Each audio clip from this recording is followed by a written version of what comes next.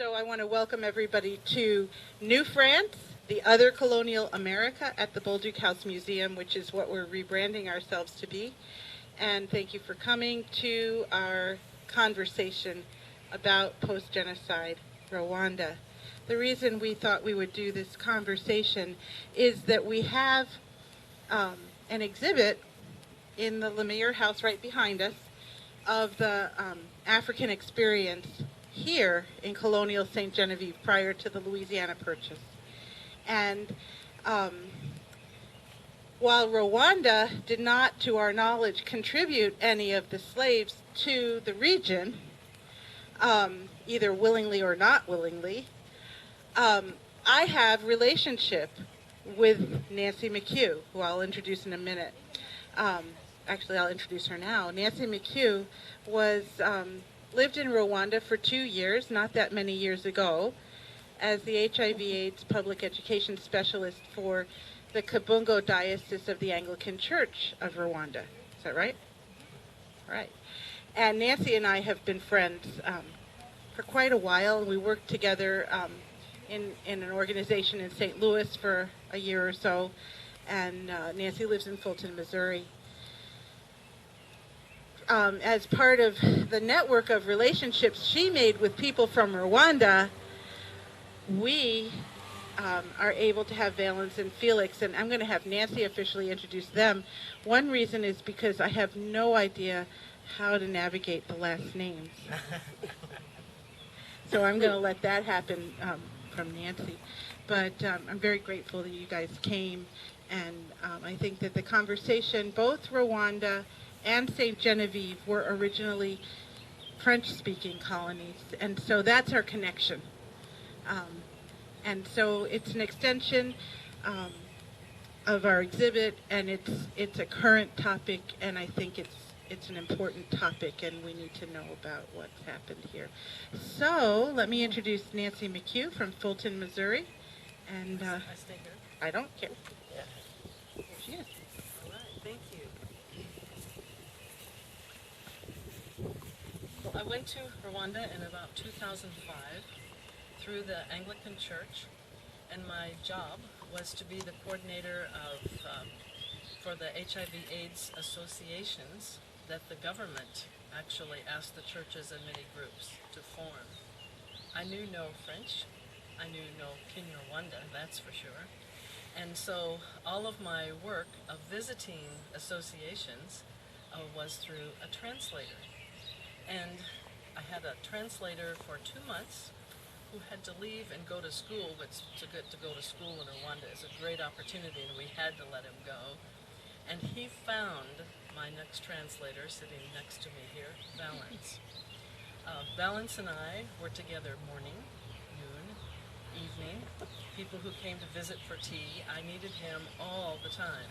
So it's a wonder he ever finally got time to go and finish his degree, his 4-year degree, before he came to America. We traveled the countryside, which was exciting for me, and I don't know of any experience I've ever had that I've enjoyed more in my entire life. And one of the greatest things about the experience was the people that I met. Valence, I've been in his family's home and met his brothers who have shops in the little town. We lived in a small town, a little bit larger than here, but not a whole lot larger, so we were not city folks.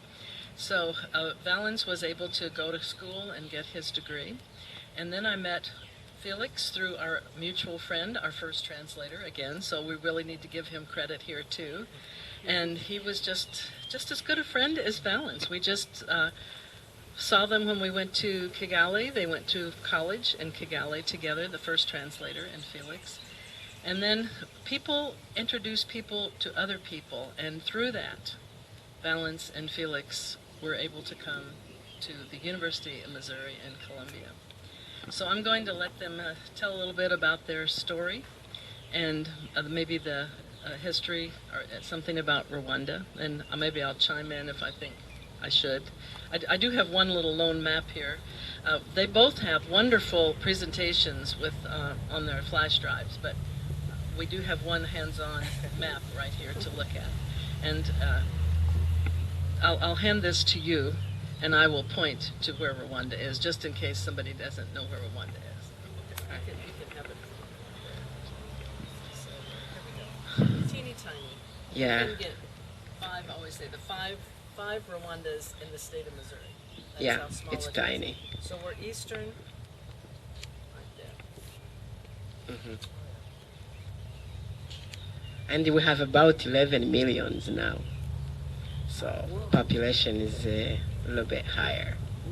Well, my name is Valence, as she said, and then it was blessings to work with her for almost 3 years when she was in Rwanda. Because I wouldn't be able even to come here or to get to know everybody here today without her. She was like a bridge between me and America. So I'm from Kibungo, is the eastern province of Rwanda. And that is where we had the HIV association. It's like 45, 47. Oh, we had 52. It kept growing, yeah, when we left.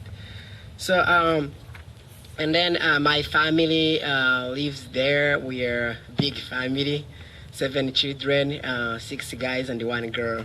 So I'm the 5th child, and then 4 of them, the first are married with 3 children now, and one is my sister is she's married with 2 children.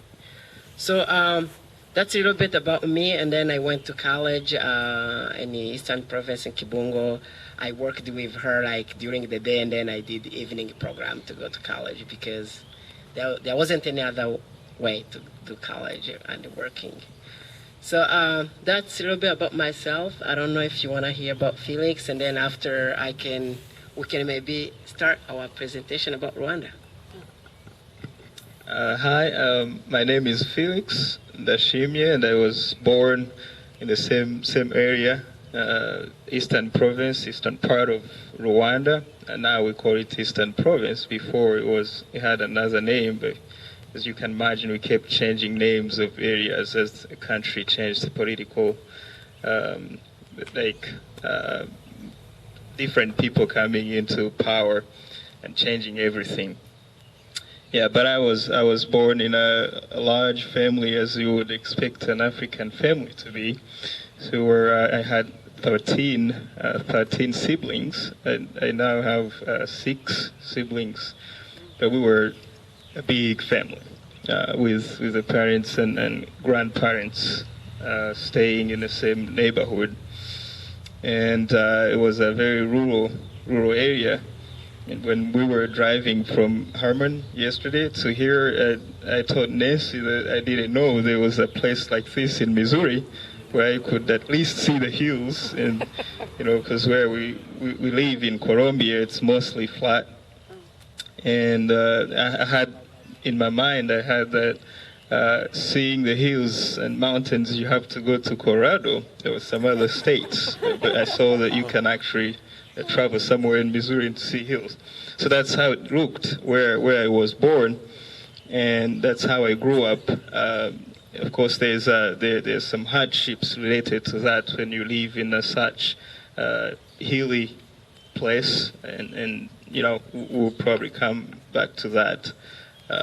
But then I went to college. It was a whole struggle to go to primary schools and secondary schools, and then I went to university in Kigali. Then through Nancy, we met different people from here, from Missouri, from actually Colombia, and a wonderful lady called Barbara decided to sponsor me when I was still there, and she also sponsored me to come have my master's degree at University of Missouri, and that's how I am here. All right. I don't know where to start, but we usually do presentation, all this stuff. But today it's kind of more conversational thing. Let's start by just telling about what led up to the genocide, what happened, a little history, and then take it from there. And we'll open it for questions, but let's get some context. Good. I forget nothing also. Me also, I graduated from MU last month in the counseling psychology master's program. So it is there's a friend of Nancy, Dr. Bob Hansen, who helped me to, as he had somebody who helped him. So it's like through connections. Well, it's hard to talk about post-genocide without talking about pre-genocide, because all this stuff started with like long time ago. Before genocide, we had three ethnic group, which is Tutsi. The first was Tutsi, second Hutu, and the third Twa. And then those were like social classes. Before the colonial time, well, only just a social class. It depends on what you do. Tutsi were considered as people who had cows, cattle. They keep the cattle, and then Hutu, they worked on farms. They had the farms, and then Twa, they were like people who lived in the forest. Sometimes do pottery stuff and make up something. They didn't really have much thing to do except just to do the pottery stuff. So there's well social classes, and then you will move from one social class to another. If depends on if you work harder. Tomorrow you may be a Tutsi, or tomorrow you may go down and be a Hutu or Twa. It was just, yeah, it happened because sometimes if you have money in the bank and then bank collapse, you're gonna go down. So you're gonna change your social status. So before genocide, it was like that. But during the genocide in 1930, after the First World War, the Belgium came in Africa. There was like the Berry conferences where they tried to divide the countries, and depending on like, okay, we're gonna take this, German, we're gonna take this, and so it was like that. And then Rwanda fall into Belgium and colonies there. There was Congo, Rwanda, Burundi. We all just spoke French because it was Belgium colony area. And then after what was called social classes became more political thing. And then they just started teaching people that if you're in this social class, you're different from this person who's in this social class. So, and then they kind of favored this is the history, what we read, but we're not sure, but that's what we know because it's the history. It happened. They say they favored the Tutsi to be on the throne, to lead with them, because when they came to Rwanda, they took over, they read everything, and they were in the administrative offices, and they kind of trained the people too, because that time also they taught about like Roman Catholic, the religion thing. They trained their people, they took people in the seminaries, and then they they teach people. And then those people were taught by them, they were their friends, and then they put them into the administrative offices, all this stuff. And then those people were considered as a Tutsi, like the first class, working with them, working with the colonies. And then after they would say, well, they took over everything, and then now what used to be social classes, now it's political thing. And then they would say, okay, the Tutsi you're going to lead, and then the Hutu you will be just there, and then farming, that's what you're gonna be doing, and then the Twa was like ignored, like yeah, they didn't talk much about Twa ethnic group. Yeah, it was only like a 3%, and then Hutu at that time was more like 80%, something like that, or 70, 80, 85, and then Tutsi were like 15%, so or just 17, something like that. Yeah, and then from then there was a lot of conflicts because they used to measure people. They say, oh, if you talk this way, you kind of Tutsi, or just say, oh, if you short. That was like a stereotype stuff. And then they say, like, they measured even like the face, say, oh, you this, and then they try to make people like divide. So that was a hard time. And then from there they say, okay, if you Tutsi, if you Hutu, if you this, you different. And then people try to look like each other as different. If I'm your brother or your sister, but you have a cows, and then you there in the administrative. Me, I don't have anything. You be called the Tutsi, and then me, I will be a Hutu, and then we have same parents, which is weird. So that's how it started. And then after after the Second World War, all this stuff growed, and then grown up, and then in the '59, there was like another kind of wall between Tutsi and the Hutu, because Hutu, they say, you have been on front forever, and then you were favored by colonies, but now we want to take over. And then there was a fight, and then some Tutsi fled the country. They went to Uganda, they went to Tanzania, because it was bad. It was bad that time too. And then after there was the first president, and then they kind of say, well, in the 1960, 61, we got independence, and then they say, well, we are now independent, and the colonies are not, colonizers are not anymore here. They were there, but they say, oh, we're going to lead everything, we're going to be in the church, but they were kind of under the colonizers, this Belgium thing, because they would tell them what to do.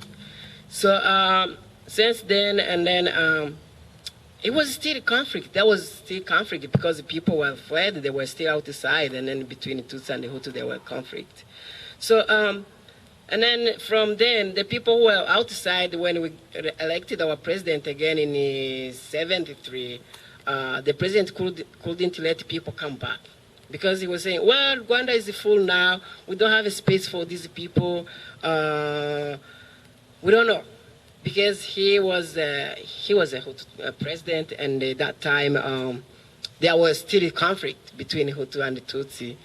And then they tried to say, well, we need to come back to Rwanda, it's our country, we don't want to be refugees anymore. And then they did a lot of negotiations, like there was Arusha negotiations, the agreement stuff, but they couldn't let them come back. And then that's all the stuff led to genocide.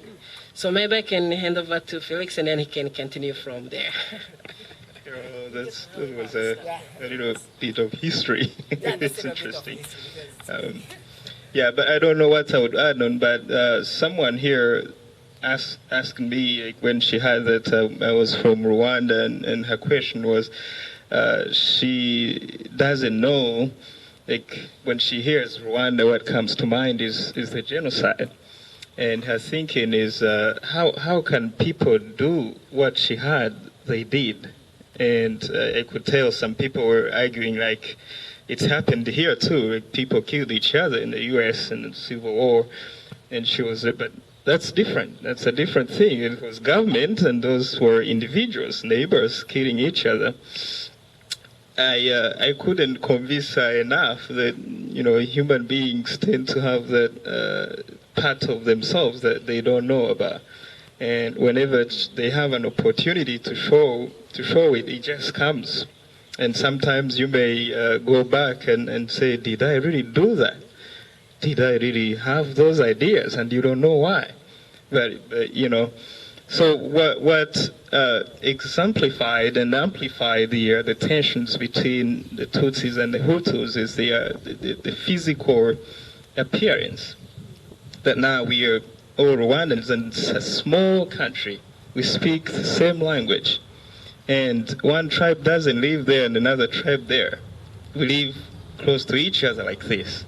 But still, even until now, people, when Rwandans see each other, they won't say it, but they will be like, yeah, he looks like a Tutsi, or he looks like a Hutu. Even if now don't have any interest in that. And we know that we've suffered from that kind of perceptions, but still, and when you're going to get married, then your parents will ask you where this girl or guy is from. Who is he? Or who is she? And then if it is from a different tribe, then you must have a talk before you continue. So that's how human beings are. But you're saying the Tutsis were few. They were about 10% of the population, and the way they were treated treating themselves made it so that their physical appearance is actually, you can tell because they were in power, and you can see rich people. I don't know what happens here, but rich people normally tend to have the way they build their own class and their own characteristics. So a Rwandan girl from a rich family would know how to sit and how to eat differently from any other person. And these families would know how their kids grow up and how they treat them since they're born, so that they have some physical features. So all the kings we had were from the same tribe, the Tutsi. If you hear all the stereotypes, the people, how people describe Tutsis, you would see them on any king that we've ever had. They were tall, and that's how Belgians said, okay, that's how a Tutsi looks like. And they used the science and the measurement that we didn't have.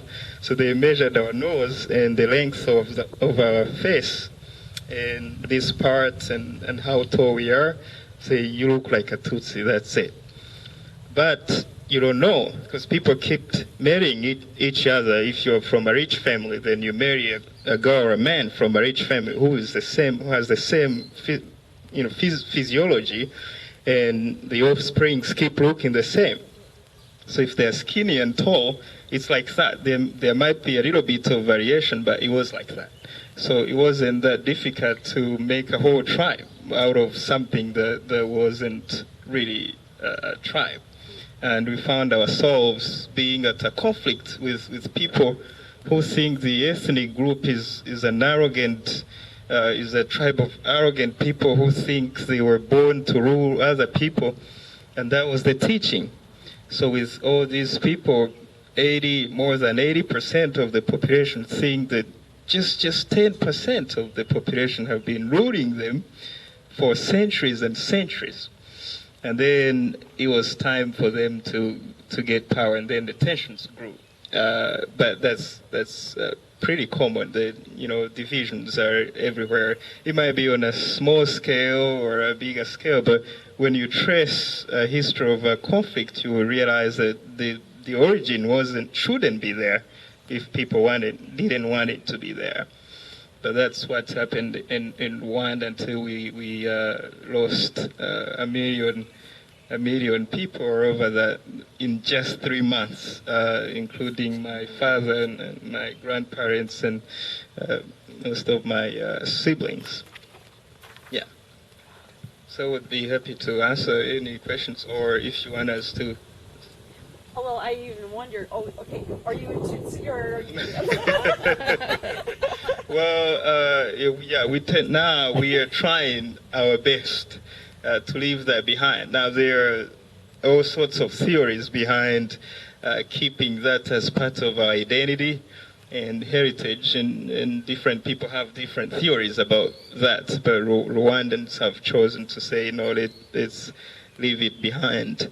But, you can tell who is a Tutsi and Hutu if you look at us. We won't have to say that. No. Your mother was Hutu and his father Tutsi, but it goes by the father. So there you have another. Oh. Yeah, so that's how my culture does. It's by father. So your mom didn't count at the time. Yeah. I think that's a really interesting question. To me, when I see tall people here, they'll say, oh, here also they have Hutus and Tutsis. That's why that question is hard to answer. So now what would say we are all Rwandans, because that's like a stereotype thing. Because even the tall or just a short one, he might be coming from the Tutsi. It's hard to tell. So that was like the Belgium thing, but it's not really true. It's not true. Another thing I was gonna say, like there may be before genocide, because people were outside from 59 until 1994, and then in 1994 they decided to come like by fighting, because they say, well, we did everything we could, didn't work out. We tried to discuss with the government. They didn't allow us to come back, and now they fight it.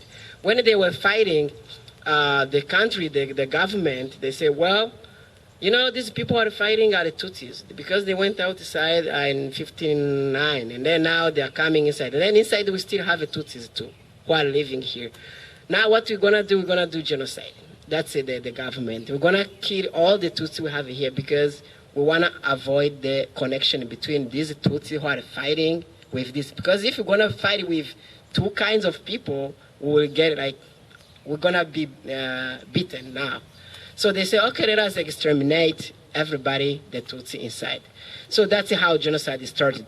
The battle, they were fighting the soldiers, but also inside the country, they were killing, cleaning up the Tutsis, and that took 3 months. So are you saying that had there not been a refugee resettlement issue, there would not have been a genocide?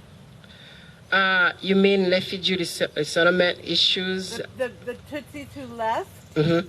trying to come back, and that's kind of the trigger?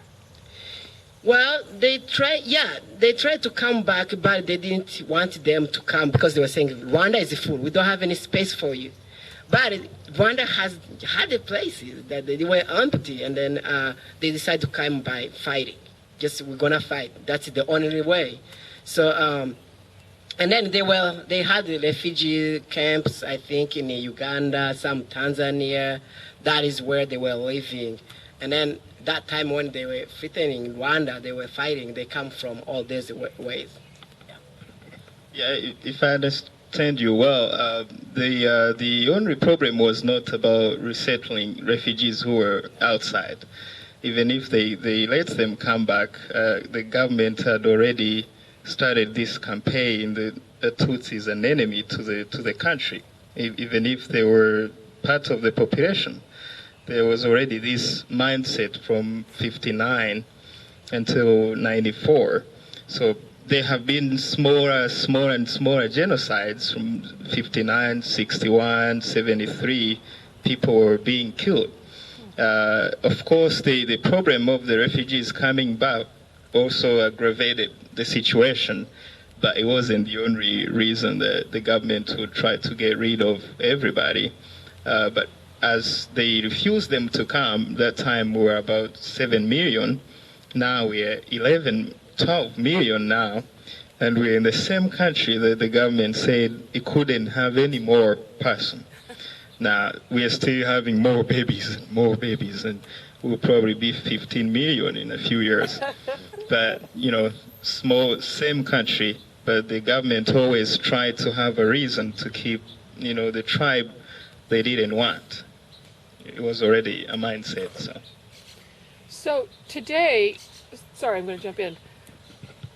Would your ethnic background affect where you live or your ability to get a job or to get a house? Does it impact people at all today? Well, generally no. Okay. But there's some particularities. I don't know how to say that. Yeah, but we still live together, and that was impressive to either foreigners or us, because you know you can understand after 3 months that your neighbors are hunting you, and now you have to come back and live in the same neighborhood and live with the same people who took away your belongings and who killed the members of your family. But you still have to come back to the same country because, as we told you, it's really small, and we are many. And now we had all the people who had fled the country coming back, so we had to live together. But as you may imagine, the people who had fled the country for so many years now came back through fighting, and they got power. So when something like that happens, you don't expect everything to be perfect, you know. Even if we may tell you that we are okay, we are all Rwandans, and we don't look at our past, but it's going to influence things that you do. But if you go to Rwanda now, you wouldn't have any clue of anything like that happening. But as a Rwandan, there are certain situations I may actually see that's going on that you wouldn't see. You wouldn't see that. Barbara. Oh, I had a question. When you were talking about the time when there were still classes and it was kind of divided on their occupations and their status, you didn't mention like the small shopkeepers. Where did they fall in all this? And when the fighting started, people who were buying and selling things and providing the necessities of life, where did they fall in that category? I don't think we didn't have that when the classes were really being like that. So the kind of trade we had, I don't know the exact term you have, was just I give you milk and you give me beans. So we didn't have anyone who has a business there that we go to buy stuff. So it was divided in either you own more cows or you're a farmer. And it's just clear. Mm-hmm. I think we started using cash after the colony came to Africa, Rwanda, because before the colonizers, we didn't have a cash. So that's where we used like exchanging milk or pineapple, all this stuff. So, but after the genocide and then after when the colony came, everybody, I think any person would be selling something. It didn't matter if you're Tutsi or Hutu, but of course, if you make money, that is you're the person who's gonna have a store. But if someone is not making money, you wouldn't have a store. So that's what I would say. In either tribe. Yes, either tribe, but the Twa, I'm not sure about the Twa because they didn't really have anything. So yeah. Is there still that tribe? I'm sorry. Is there still that the Twa? Twa? That was still there, but I don't know. There are some places where you can visit them and you can see, they say, oh, these are the Twa people, but now they're kind of people like others and they're involved into different activities and everybody goes to school because before genocide wasn't like that. They favored one ethnic group to go to school, but now after genocide, they abolished the identity card. There was no Hutu, no Tutsi. And then the government started the Commission of Unity and Reconciliation. That time also, they changed the whole education thing. Everybody give a chance to everybody to go to college, to go to school. And then all this kind of history, the pre-genocide kind of changed. Even if now there are still a lot of things like to do about we still need to build our country. And then the health, the education, because we lost many people who are really good, smart people, and we're still now building the country. We haven't really say, okay, we accomplished everything, now we are done. And then there's still people who have there's genocide, the consequences, mental problems, and physical problems, and because rape happened during genocide, some have HIV, AIDS, and there's still all these consequences, but this ethnic group, all this stuff, it's kind of now ignored. You wouldn't go somewhere and say, oh, I'm this and then I need a job, or just I'm this, I'm come from here, or I need this thing. But it may happen sometimes, maybe connections, when you're looking for a job, say, oh, I know somebody here, but I don't think he would say I'm from this ethnic group and then I need a job. So. Yeah, coming back to the Twa, I think I and Ness attended a presentation yesterday of a wonderful lady who is a storyteller and who is going to Rwanda and visit the Twa people and listen to their stories, and she wants to write a book about those stories and publish it and give it to Rwanda so that people can keep those stories with them. So they're still there. They're kind of still behind everybody, but many people are now starting to get involved to help them also come up and achieve something. Can you talk about the healing? I mean, it's only 9 years ago. 19. 19, sorry, 19. Yeah. But still, our lifetimes. Mm-hmm. Less than the flood of 93. Yeah. Can you talk about the healing and the reconciliation concerns and processes? Yeah. As I said, it's been a long process, and it's still a process. And all the reconciliation will take a long process. And as I grew up, I started understanding more and more and more about reconciliation process. I normally thought we were okay. And we were done. We were back to our neighborhoods and we were having new homes and our country was moving forward. And I thought we had made it. But now, as I go to school and I grow up now, I realize we still have more, a long way to go.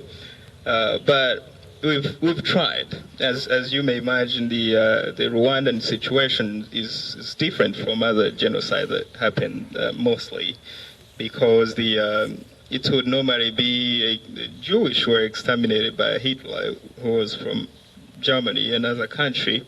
So when you take them to their country, maybe it may be helpful. It's still a horrible experience. Then to live with the same peoples, same neighbors, same friends who were your friends before, and now they're the ones who turned against you. It's a different situation. And you still have to live together. It's not like you move to another country. You're living with these people day after day. But as Valens mentioned, part of it was the government started this initiative to say, let's forget our ethnic groups for a while, not for a while, hopefully forever, and let's live together again.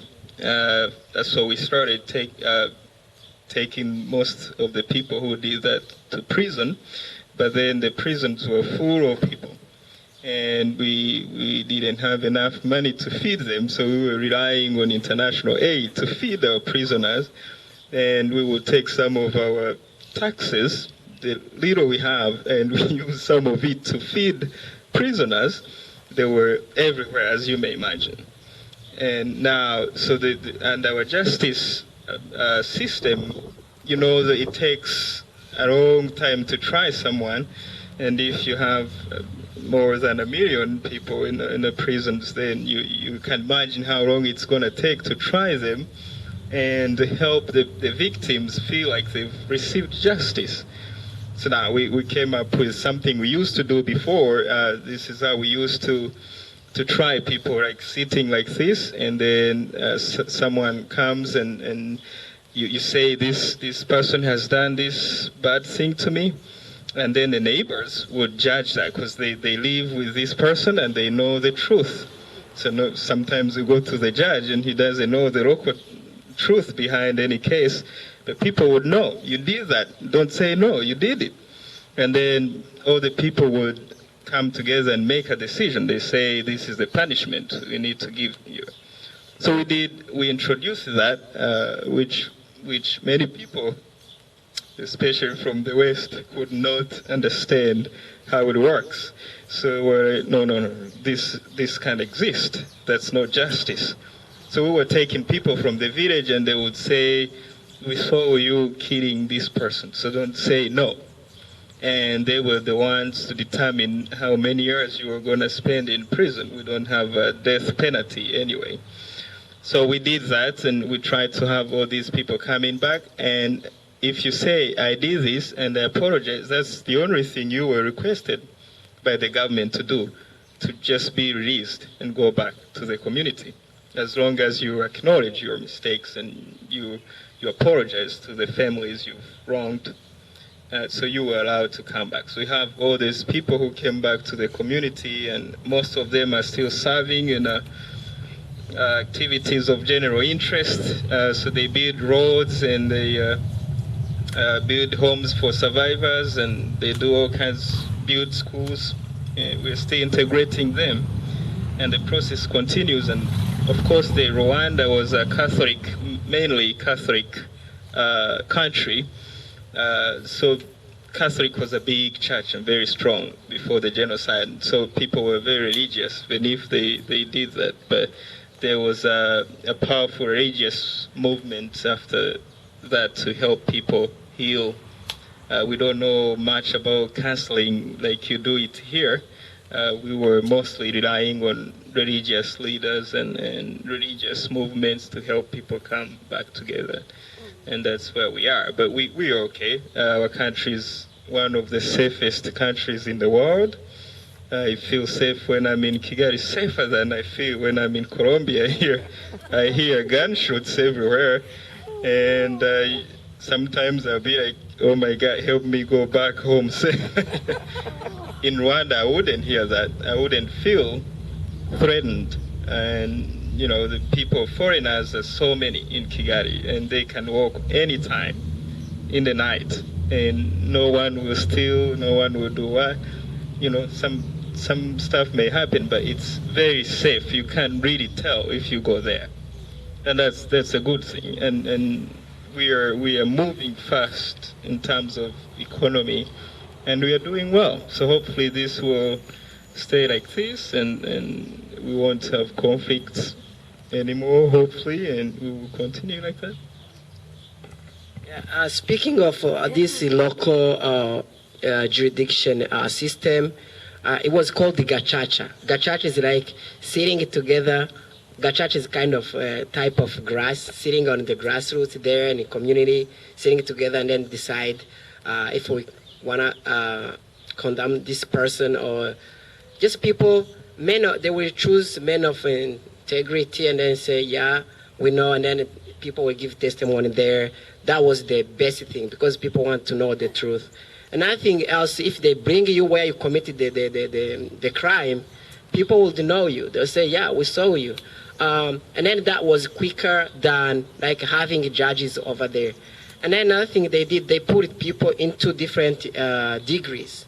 So people who planned the genocide, who raped, they were, I think, in the first degree, killed, planning the genocide. And then the second, I think the first degree was mostly people who planned the genocide, those leaders. And then the second, I think, well, there were killers too, and then people who raped. And then the third degree is people who stolen, like the property, all this stuff. So that's how they kind of say, okay, you in the first degree, your punishment is this. You in the second, this depends on the testimony.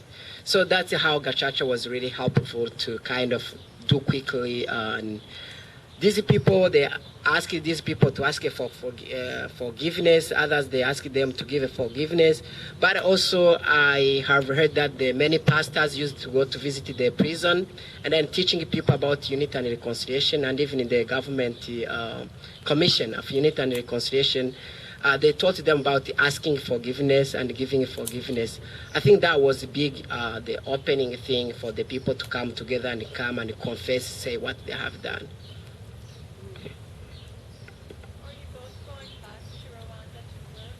Yes, we are all both going to Rwanda. Felix is, I think, going to do a PhD, and then me, I think I'm gonna be working here, like getting as much experience as I can while I'm still here, and then I'll go back to work, especially in the counseling-related services there.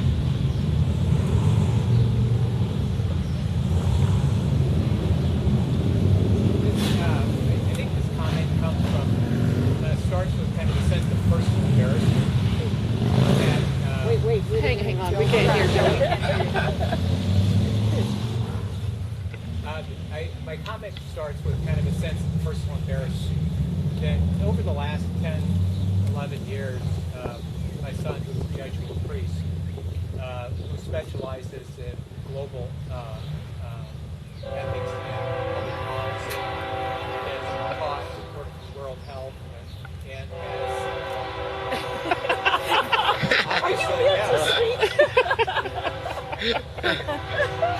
has changed my perspective and awareness of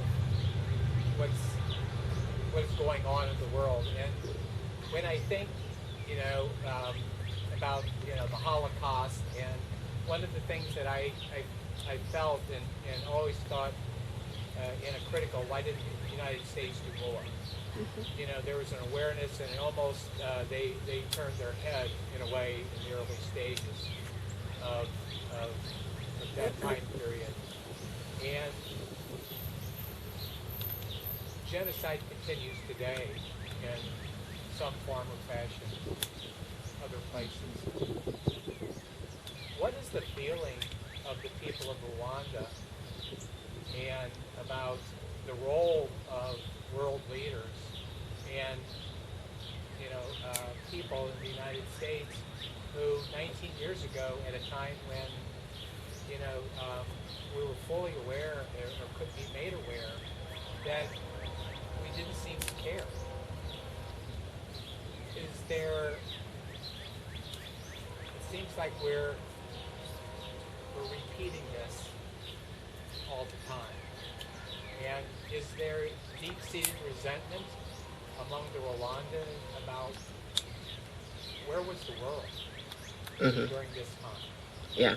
So, do you mean UN or you mean America? Because UN also, it's kind of peacekeeping I'm talking there. about primarily America. Okay. Wow, that's a good question. I think this is my personal thing. What I think, I don't know about many people what they think, but if you see people are killing each other, and then you're there, you're peacekeeping all over the world, you're not doing anything, you're aware. I think last year we had the UN peacekeeping commander. He's a Canadian. His name is Remo Dallaire. He wrote many books about Rwanda genocide. So he told the UN, he said, like, there's a genocide, people are killing each other. Please give me soldiers, give me like all these materials we want to do. But they didn't say, well, we don't know if it's genocide or just civil conflicts or, So it's hard to tell. It's hard.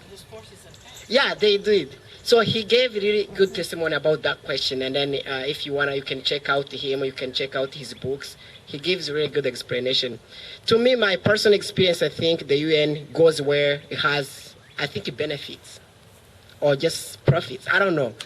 To me, that's what I see because they knew people are dying. And then some people also, they came and then it took their NGO, people who were working for NGO, they took dogs, they took all this thing, and then just they left the other people, Rwanda, and killing each other. They would have done much thing if they were taking their own people and the dogs. They would have said, okay, we're going to stop this. And then, so to me, I think I felt like, wow, I don't know if they value us as human beings or they just forget us or like they weren't helpful. That's what my impression.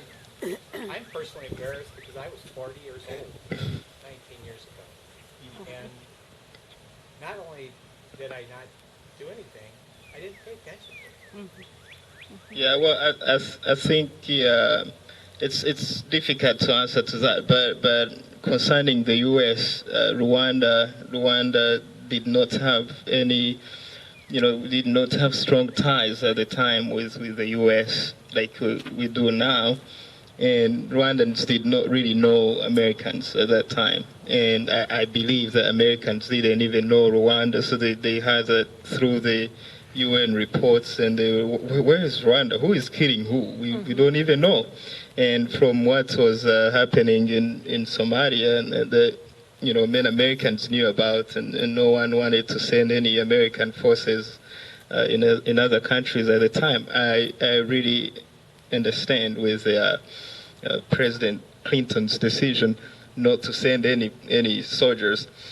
And he later came to Rwanda and acknowledged that and said that that was one of his biggest failures not to do that. But so this is how the world functions. We can't. I don't think America is going to have all the problems of the world on the head. They will do what they can, and of course that's how human beings think. You go where you feel attached to, and if someone is not even your friend. And something that many people don't know is that we had strong ties with France at the time, and France is one of the world's superpowers, and they were supporting the government, the then government that was doing the genocide. And the people who were fighting, trying to get power, were Anglophones. They were from Uganda, and there was a problem, a concern. There was another Francophone group that was coming to invade the country, and France was losing its control, one of its strong holds in Africa. And they thought that once they lose Rwanda, then they're going to lose Congo and they're going to lose Burundi, and it's going to be like that. So they wanted to support this government no matter what. So all the reports that were coming to the world, or the influence to the UN to make any decision, would normally come from France and Belgium, which was our colonizer, and France, who replaced them after they colonized us, which was there.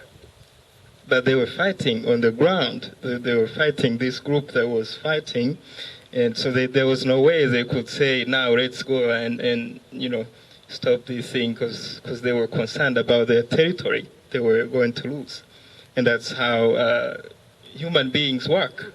As long as I know I'm getting this, then I will fight tooth and nail. But then if I'm not going to have anything, so why do I bother send my troops there? And Americans are embarrassed sometimes and angry about their sons and daughters dying in the countries they don't even know. And when they even know that the countries are very important to them, saying that you're going to Rwanda, I don't know what you would explain to Americans that you're sending people to a country they don't know. Yeah, I think there's two different things. There's the military support, and then there's the emotional or the support of prayer or whatever.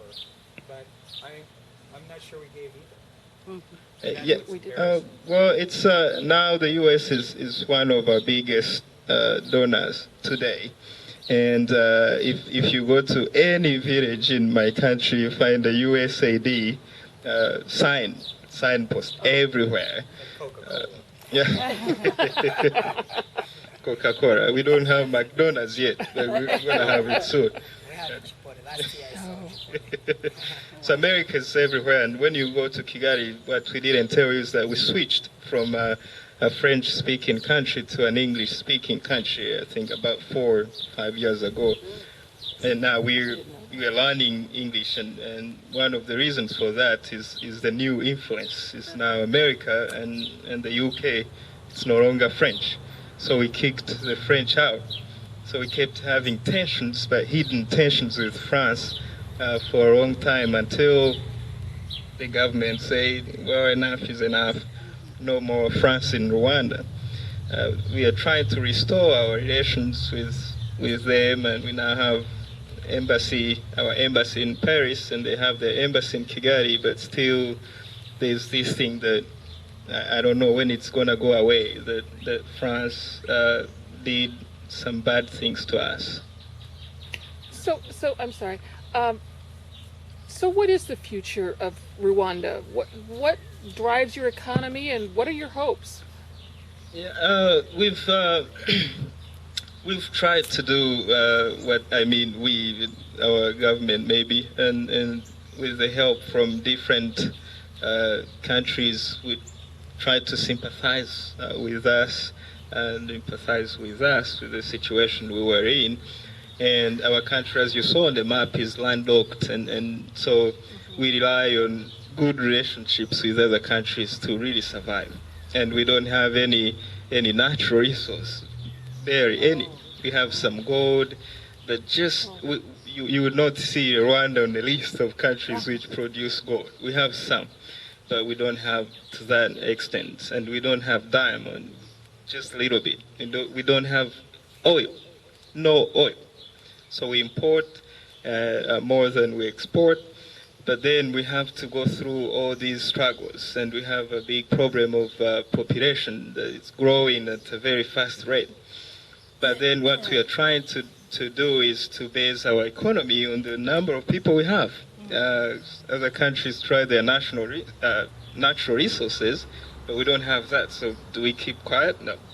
We just rely on the people we have, and now we've shifted our attention to educating our people and focus more on science and technology, and see if we can export labor force and if we can import income from elsewhere. And we've tried to make our country as safe as possible compared to any other African countries. so that international businesses can locate to our country and maybe work in other countries, but from our country. And we are working on that, and we are working on a fast internet, and we are working on electricity and water, see if people can be attracted to our country, and we can have income from that. But we are moving fast. We are better than many countries, many African countries, which did not have any problem. And we hope that will continue as long as we don't have any other conflicts. What I can say, the hope, as you asked, the hope is just the hands of Rwandans, because we don't have many things. We have a tea, we export tea, we have a coffee, we have like a touristic areas. Tourism also is kind of big, brings money, but the most thing Rwanda emphasize, encourage people to work harder, because that we have our hands, we have our heads, we can study, we can do whatever we want to do, as long as just we are safe. So that's the only hope, and then unity and reconciliation, people being together as Rwanda and working together, that's the hope of Rwanda, and then that's where I can see Rwanda is moving forward. If we work together, and then if we kind of have like the same vision for the country, we will have ways to do things. So, and then if you go to visit Rwanda like 18 years ago, Rwanda now it's better than it used to be before genocide. And then many people, when they come, say, what? Like 18 years? Last year you went there, we saw like all the buildings, all the things going on, and I said, well, what is going on here? So people are working harder, people are investing much, and trying to make the history of Rwanda new, and then just having a new Rwanda. I'd like, Nancy, if you would speak to you went and were there with American eyes, but you lived there. If you'd speak to that, kind of in conjunction with what Felix and Valence have already shared. Okay. First of all, it's an experience to be among people who appreciate everything you do. Just to visit some places is a gift to them, because maybe no one else has been there, and they felt that no one else cares. And we did go to visit a church one time. That's where they held all these HIV/AIDS associations, and they said no one has, meaning a Masungu, a white person, a person in any kind of position, has ever visited us before. And they had little symbols and words made out of tiny flowers that you would walk on all the way into the church. And they would have singing and music and the clothes that they had made and their projects. And I didn't say much about the associations, my job, but they formed, and this is partly due to the genocide, related because they did use rape as a weapon of warfare, and that's how a lot of women got AIDS. And so the government had them form into associations, and even though I was under the Anglican Church, my people were from Presbyterian, Methodist, Muslim, Traditionalist, Roman Catholic, everything in that particular neighborhood. And their whole purpose was to support each other, raise funds to go and get their free medicine, because they had to have something in their stomach before they would go and take it, raise funds to maybe visit someone in the hospital. And these people would walk like 2 hours to get to an HIV/AIDS meeting, and they're sick. That just was mind-boggling to me. So to experience the people and have them appreciate you coming and visiting. And as for the future of the country, we would go to Kigali. We lived about 2 hours from Kigali every week to get some grocery store things that we might think we needed. And every time we went, it was changed. So I can't imagine when Valence went back after a year how it will change. And I'm going back in February and March, and I think I'm just going to try to prepare myself for culture shock, because the buildings will be taller. They said there's traffic patterns that never existed before. And even in the rural areas, it has changed, because in Rwanda it's very tightly organized, and the government has levels all the way down to the hillsides. And that's actually why the genocide was so quickly perpetuated. But it can work for you too. Because if the president says we need to have only 3 children in our families, that will be passed down and down and down, and even though it's not like a country that says you have to or else, it will be it is strongly and strongly encouraged. And I can see that even though we mentioned that it's going to be overpopulated, part of that will actually help in that situation. So I have hope for the country too. One of the things that I plan to do when I go back, I've been associated with a free counseling faith-based clinic, and because of my relationship with a fellow priest there, and then meeting his wife who visited Fulton and visited our women's center, and me thinking, oh, if anybody needs counseling and an ear to listen, it's these people who still have memories of the genocide, and sometimes that's passed down in families and they don't even realize it. So they were trained this last week. She trained people in the village. She trained 10 women, and I'm hoping that increases and that we will go back and we'll see more counseling there, because this little town that these guys are near and that was from, not a counselor exists there. In the city, maybe they'll have capital, maybe 5 or 10 or something like that. And so that will just be part of the whole picture of how this country will move forward. And you cannot believe the people from all over the world that go there to help. I mean, there are German groups and there are Japanese groups and there are people, and I was on a plane one time with a woman from an Eastern European country, and I thought, oh, aren't you just helping yourself? And she was a physician that was going to serve in a developing country for several weeks. So I'm amazed and grateful for all the people around the world who do go to developing countries, and for guys who will go out and learn something and then take it back.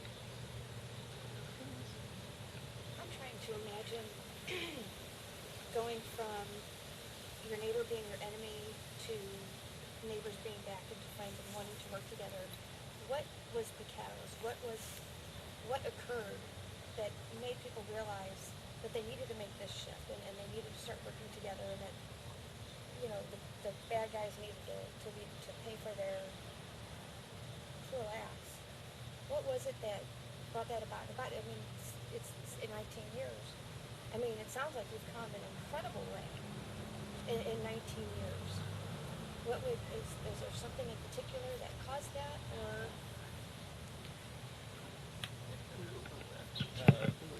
I think part of it was there was a change in the leadership. So the government which was doing the genocide was removed by another government. So, you know, and the second reason is that we didn't have choice. We had to live together. So we didn't have to say, now you did this, you have to stay away from this country. We had to live together. And then the question was like, how do we now move on? How do we live together? So we had to have a strong government, as you said. It's really strong. They will not force you to do this, but our culture, the way it is, when a leader says this, you do it, you follow. That's how we were raised, and that's what we are taught when we are still young. We respect leaders. So when the government said, now we will have to live together, and it's up to the government to determine who goes to prison and who does not go, and it's up to the government to judge people, not people themselves revenging on those who wronged them. So we couldn't do anything else. We just sat there and waited until a government agency would say, you did this, so you go to prison. But not us, the neighbors, who grab a person and kill them or send them to prison. So there was a strong government, and the government understood at the time that if you allow people to revenge, it's going to be another chaos. So they knew the benefits of telling people no revenge, we will deal with this. And yeah, as I said, there was no choice. We had to. Yeah, I think I would add also like a good leadership. When you have a good leaders, they will help people to live together. as they started with the unity and reconciliation, that was the key of like people coming together, unite, ask for forgiveness, give forgiveness. That's bringing people together. I think another thing also, they didn't want the second genocide. That was justice. So they want to apply justice in Rwanda. People who committed this, they're gonna be punished, but also we're gonna give justice to people, and then just welcome back again the people and live with people. So I think that was the main big key with like, that's what we like about the leadership. I also think what greatly helped was the close relationship between the government and the churches. Really, the churches formed Rwanda. If you drive through the countryside, you don't see a lot of buildings that say this organization or that organization. You just see churches.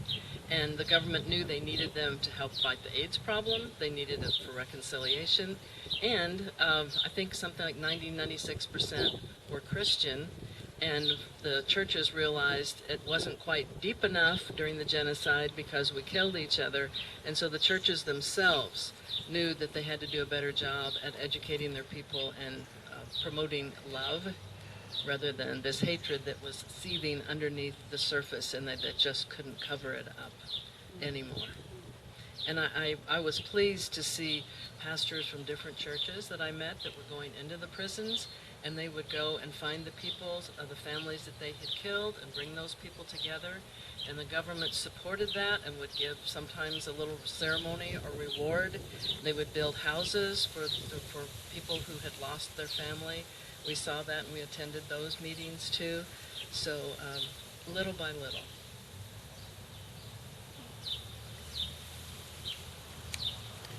I've got one more question. I think you were right that a lot of people in the U.S., when we think Rwanda, we think the genocide, but you're giving us a new picture, and that's great. So tell us, what are the best parts of your country? What do you love about it? Give me a new picture. Yeah, what I love about Rwanda is the culture and the way the society is organized. I've been asked many times what I miss about Rwanda. It's the relationship, the way people socialize, which is not the same as here. Of course, we came here for school, and we did not come here to socialize.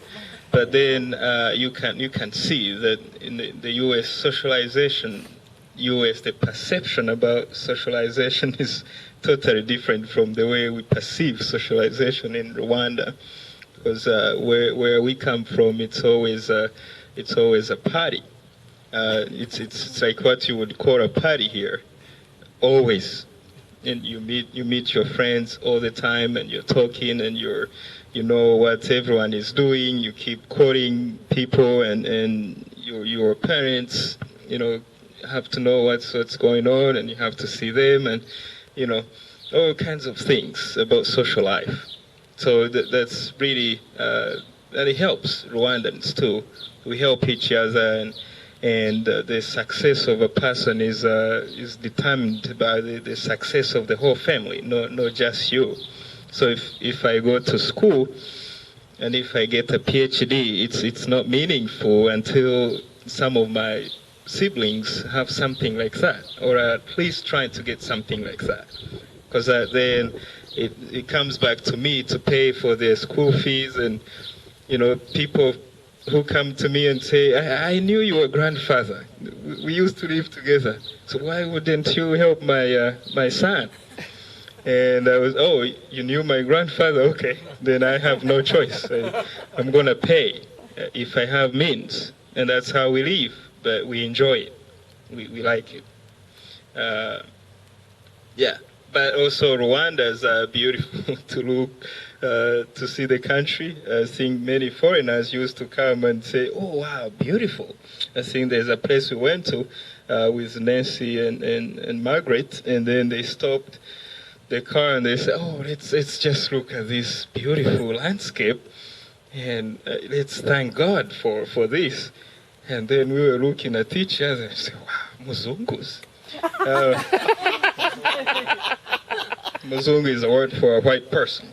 So we thought that was a thing for white, Muzungus. You know? But then I didn't know the beauty of that until I came here. Now you spend a long time and you're, wow, we had a beautiful country, you know. And I now know that when people say this is beautiful, now I know how to appreciate it. That's cool. I think for me, what I like about Rwanda is that the social thing, because you will see people greeting each other on the way. They say, hi, good morning, how are you? Good. And then it's just, it doesn't matter if you know a person or not, but it's just a human being. You feel like someone cares about you. So that's something I like. And then people in neighborhood, they'll know each other. They say, oh, the neighbor today has wedding ceremony, traditional wedding ceremony, and then everybody's excited. You can see there's baskets there. People will fill out with like gifts, seeds, beans, everything, and then they will go there to the family and just help them. So there's like community thing, like the relationship thing. That's something I feel like I miss. Another thing else about Rwanda, the weather. I like the weather. We never get snow, and then we never get this hot season thing. I think that's the great thing. And then Felix talked about the landscape. We have volcanoes, we have gorillas. You could Nancy visit some of our national parks. It's not a zoo, it's a wild. You go there, so it's beautiful there. The country is safe, and then the socialization piece, and then the leadership. The leadership thing, that's something also I like. How Rwanda is organized now, the organization, everything. It's just, it's, as you said, like, it's a safer country. So that's something I like about Rwanda. And then now Rwanda is kind of sending all the little kids, I mean, there's everybody to school, and then just they're sending even outside the students to study and come back to teach Rwanda. So we're hungry of like studying, and that's another thing I like about the younger generation thing, which is different from before. And then another thing also about Rwanda is how the government promote women. We have, I think we are the first country where we have many women in the government. We have like 50%. Yeah, a little over 50. And then that's a really good thing, just that they're promoting women education to everybody. And then I like seeing like women in the government. I like seeing women making decisions. It's just a freedom for everybody. So that's the most thing I like about our country. Maybe Nancy might have something. Well, I would agree with the relationship. I enjoyed listening to them, all the guys talk and girls when they would be in my house. And I don't think I've ever been any place where I have been so aware of relationships that were so strong. And I will say, too, that I never saw anybody that I knew say anything about Tutsi or Hutu or whatever. In fact, I never did ask Valens in almost 3 years what he was, you know, and it became obvious if someone lived in Tanzania a long time or if someone had no family left, and, you know, you could tell some things. But it just was not important, and I didn't even think it was purposeful at all, because they were striving not to have disunity. They're striving for unity. And I'll be excited to go back. I feel like I've fallen in love with a country I've not been to yet. So. Yeah, I would actually tell you that Rwanda is the 6th country in the world now to send more peacekeepers around the world. Wow. So we are now exporting peace. Many countries around the world. That's amazing. Anybody else have any questions, comments? I've got, like, you know, kind of an odd follow-up to Joe's comment. You know, it sounds as if since the genocide, you know, that Rwanda has made just stunning progress, and actually that this country could learn a number of valuable lessons from yours. It was a joke on the way, but we saw some people shoveling by the side of the road, and Valens said, oh, they have Umudugu. Now tell them what Umudugu is and how it relates to what he's saying in progress. It's a Umuganda. Umuganda is like community work. People come together every Saturday, the last week of each month. And then the president is there too. So they come, they fix the road, they may build the house for orphans, they may come and plant trees, they may do whatever. The people come together and just work together and socialize and work. And it's kind of just the unity thing, like the community thing. So that's the most thing. Yeah, it's no pay. It's just everybody work up in the morning. You're gonna have your shovel. You're gonna have all the hoe, all the stuff, machetes. Depends on what you're gonna do. And then people come together and work together and they socialize. And then after they do the meeting, the community meeting, they may say, well, we're gonna have a 30 minutes meeting, and then we're gonna discuss about what we have done, what we're gonna do next month, or just if there's any question about this community, let us discuss about it. So it's more really social thing, and people enjoy it. And then from there, you can see. People would pay much money to do this thing, but when people come together and do all this stuff, I feel like it's just one and bringing their hands to build Rwanda, which is my favorite thing, activity we do back home. I want to very much thank you guys for coming. Like everybody said, this is, like Tish said, this is a new picture for us. I think a lot of our imagery came from Hotel Rwanda, the movie. Yeah. And this is an elevation and really encouraging. I'm very grateful for the vulnerability that you're willing to show us. And I want to thank everybody else for coming out. They brought some baskets and cloth, and I'm just amazed at how similar some of the coil work is to a basket we have in our Shawnee and Delaware exhibit. So that's interesting. We do have water. Unfortunately, we only have styrofoam cups for Patty's gourmet iced tea. Hi. But I would invite you all to have some. And our Africa exhibit is open and air conditioned. You have to go into the front porch and in the first door. If you've not seen it, that's the reason behind this conversation. And I do appreciate everybody coming out. Thank you so much. I wanted to say on the baskets, almost everything there, and I have more at home, they were gifts. And you cannot give a Rwandan either. And all the materials are native grown. Valence can stand over there and tell you about each one if you want to go over and look at them. Okay. Any more questions? I was going to ask you a question. I was saying, like, what did you know about Rwanda before we say all of this stuff? Like, is there anyone who want to share that? Oh, I heard Rwanda about this, or just as you say, Hotel Rwanda. What did you know about Rwanda? Anybody? Goes back to that movie from Yeah. Rwanda. Mm-hmm. I'm afraid to tell you. Well, that and you know, Joe had mentioned he wasn't as aware. I was very aware of what was going on, basically because I heard the complaints of why aren't we doing anything Exactly. for these people. And Yeah. it was interesting how you were saying they're picking and choosing according to, I guess, what they feel they'll get the most out of it, and taking that and applying that everywhere. There usually is a very small group of people who are making the decisions to affect everyone else.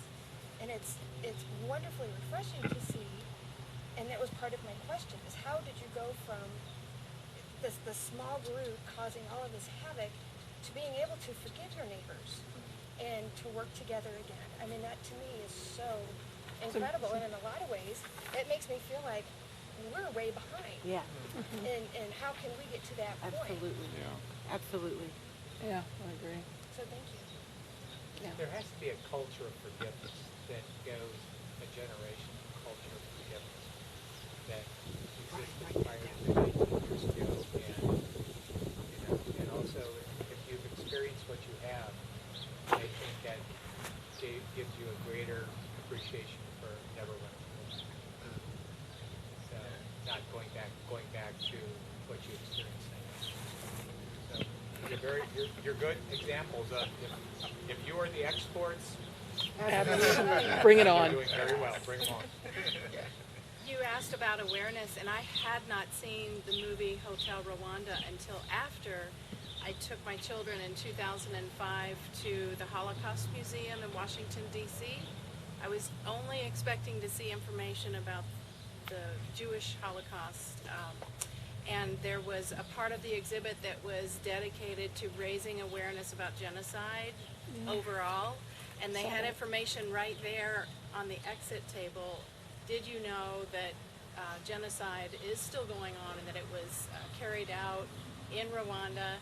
Up until that point, I didn't know, and it was after that that I watched the movie Hotel Rwanda. So that was pretty powerful to know, you know, and to find out in the Holocaust Museum. It was very touching. Yeah, thank you for sharing. I think like this genocide thing, something going on. We all we are involved because things are still going on in Sudan and the Middle East is crazy now. So what are we doing now? So it's just a question for everybody. It's not only for Rwanda, it's not only for Americans, but it's for everybody who's like human being. So yeah, thank you for sharing, and then thank you for coming. We appreciate being here, and it was nice sharing with you. Thank you. This is a basket. If you're taking a gift to someone, you can put maybe seeds or anything you have in the basket. This is like, like a photo flame. You can put photo there. This is made out of banana leaves. These are the banana leaves, and then the women, they make this. You can see purse, women purse. It is made out of also grass. So also women make this. You could see also this is kind of another ball thing, and then you can see the little purse. All just when you go to Rwanda, that we have many handcraft shops, and then you will see women doing this. You can see these ropes made out of, I don't remember, Nancy? She's talking. But also, many people have a goat back home, so they would put a goat on this rope, and so that goat wouldn't go away or just run away. Or just they can use it for anything else, like if they want to maybe hang up something, they would use it. You could see here, this is like a ball, football ball made out of plastic bags, because many people in rural areas, they wouldn't afford the like this soccer ball. They would just, kids would make their own ball. It's like a creative thing, and then these are the bags, and then just you can play. And you can see the toys, bicycles. This is also made out of banana leaves. This used to be our traditional plates. So it is made out of tree, and then it's wood. Here you would put maybe beans, and then here you can put anything you want to eat with beans. So this is a part of one handcrafts thing. And then this here also, it's mostly for decoration. You can put it in a house. Also, if you want to keep something inside, you can just keep something inside. So these are kind of our handcrafts. It's really beautiful. Yeah. Who makes these types? Mostly women. Women, they make all these types. There are so many associations there, and the Women Association have this project making. I feel it. This handicrafts, one and handicrafts thing, and then all of them are made, almost all of them are made out of banana leaves, like this photo frame, this one, this, and then others are made out of grasses. Next, do you remember this one, the grass of this one? What is the name in English? The big, the big thing. the big leaf, and then scrape the green off of it. Sisal? Sisal. Yes. Sisal. Oh, Yes. okay. I mean, something like this, if you buy it there, it's like $1, and it's just really very strong. And I should have had my banana. Most of the soccer balls are banana leaf. Yeah. Which this is banana leaf. This is banana leaf, and they'll have it tied with banana leaves. And you won't see these anymore because they have outlawed plastic bags in Rwanda, even while we were there. Smart and they might even people. stop your car and say, "Do you have any plastic bags?" And we go, "No, we don't have any At plastic the airport, when you came in, they have to check if there's Oh, bags. even at the airport. Yes, at airport, they check everything. That's and then awesome. You leave the bags there, and then they don't want anybody to carry the bags. Yeah, that's. Oh, we have a drum. This is the drum. Why not have a big drums and then people are known for this, beating drums, and then people would be dancing, beating all big drums, and many ceremonies you would see like people would come and we have our traditional dancing. It's beautiful. So we have drums And keyboards galore. Every little church, if they can ever rig it up. And you would see chords going all kinds of places, and they would take the batteries into the service station to get them pumped up, and so they would play and dance and sing at church. Yeah. So, keyboards and drums. I really like the drum part. And how long were you there? Oh, not quite 3 years. They're a lot. Yeah. But they're so sweet. Hi, thank you for watching Channel 798. Thank you for watching Channel 7 and 98.